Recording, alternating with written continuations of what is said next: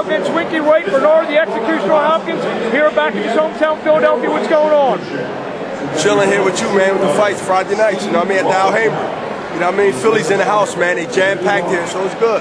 After a couple weeks after the fight, I guess you probably watched it at least once. How do you, anything that you saw on the tape that you know that you picked up that you didn't see in the ring that night? Yeah, absolutely. I've seen a lot of holes, a lot of opportunities, and I capitalized on them. I seen that you had to be rough early and then maintain that, and then it take you a few rounds to figure him out a little bit? It took a few rounds. It didn't take too many rounds, but it took a few rounds. It took a few rounds, and you know, it was a carefully skilled technique fight. Inside, not cute, not fancy, but it was what I had to do to break his defense and make Winky Wright fight out of character, and that's what I done. It wasn't pretty, but I had to do that because he don't have a pretty style. So when a guy doesn't have a pretty style, I can't look pretty. So I had to make it like an ugly fight. But in the meantime, the things I was doing in there was old-time boxing. Old-time boxing. I kind of said when I wrote a post-fight report, the old master strikes again. Is I read that, and I just say thanks to you, even though you're partial, even though you're non-biased. But I thanks for you for giving me the tapes and the fights that I viewed and looked at for 7 weeks with Freddie Roach and John David Jackson and Brother Nazim. That was a perfect blessing to me and helped me dissect every inch and every minute that Winky Wright had to that he presented to me. That was before. Now you mentioned the ring. You're calling out Joe Calzaghe. Well, I guess the winner of Calzaghe and Kessler. Would that be basically it, or is it Trippy Calzaghe? Well, Joe Calzaghe will be one of the biggest ultimate fights. I prefer Yankee Stadium before it closed down.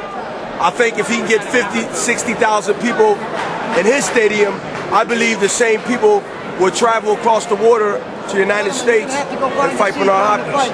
So that would be great. That would be something I think that would be real great. It would be real big, and it would be one of my last hurrah in the legacy of my career. So I think it'd be a great opportunity for the world, his world and my world, come together, England and United States, and I will be the Apollo Creed of this era to take on the Englishman. If that doesn't happen, I know you said you're on to big fights or making some history. How about cruiserweight or even heavyweight? Is that still part of the thought process? The winner of Holyfield and Bragimov, I want the winner. Now, how about cruiserweight? It give me a chance to fatten up a little bit. So you would skip over cruiserweight or nothing? Yeah, I'll come in 205. I'll skip right over cruiserweight and take the ultimate challenge. The cruiserweight division doesn't have a legendary name sitting there. It's always been a stopover for heavyweights. So, you know, why tease myself and go to cruiserweight where it's not bringing me that legacy to become one of the third fighters that was a middleweight that became a heavyweight champion. So that elite group is tempting to me to jump over 190 and fall in at 205, 210 with the great Mackie Showstone and have time safely and legally to be able to do that.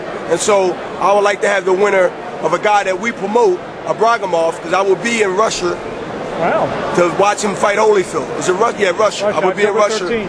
Right. I would be there with Richard Schaefer, myself, and De La Hoya, and I will announce it the second time because this is the first time I'm announcing it. Well, this is the first time that I'm announcing that I will fight. I would love to fight the winner of those two because those two are not big Klitschko brothers type size.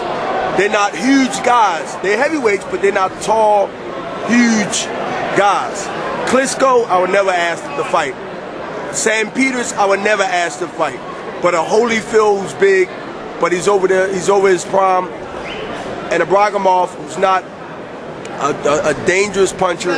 He's a small heavyweight. I would love to fight that. You mentioned Moscow before. Suppose Moscow that defeats Peter, would he still be? Oh, absolutely. I doubt if he beats Peter, though. I really doubt if he beats Peter. How about Roy Jones? Roy told Nothing me. there.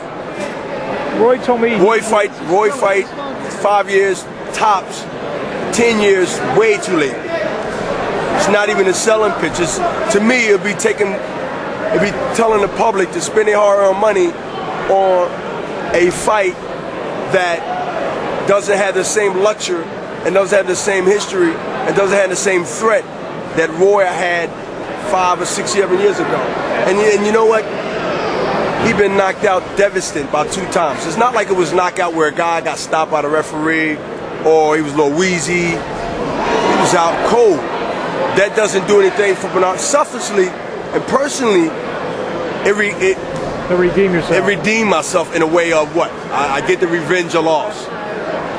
But a loss is a loss, but even my loss to Roy back there wasn't an embarrassing loss. It was a loss of not ready to capitalize on the opportunity. I think a lot of people overlook the loss with Roy. It's a loss, but they really look at it like, hey, first title shot, he was young.